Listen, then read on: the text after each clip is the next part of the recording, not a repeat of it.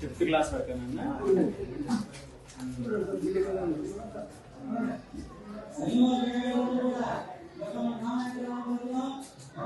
ఇది ఒక క్లాస్, పక్కన ఇంకొక క్లాస్. ఇది ఆఫీస్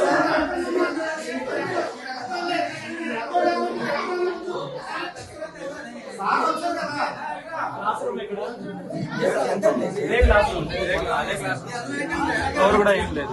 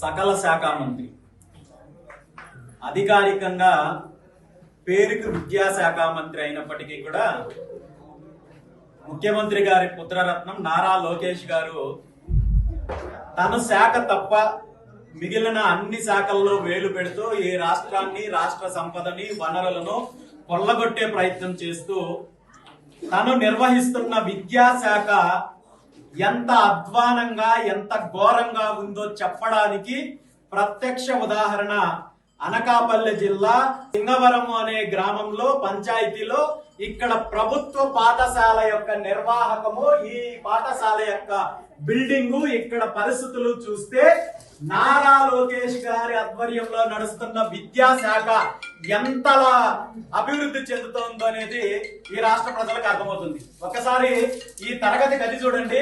తరగతి కింద కావచ్చు, పైన సీలింగ్ కావచ్చు, ఈ మొత్తం గదిని తీసుకున్నట్టయితే ఈ గ్రామానికి సంబంధించి ఇంత ఘోరమైన పరిస్థితి రాష్ట్రంలో ఈరోజు కేవలం ఇక్కడ మాత్రమే కాదు, రాష్ట్రంలో చాలా గ్రామాల్లో ఉన్నాయి.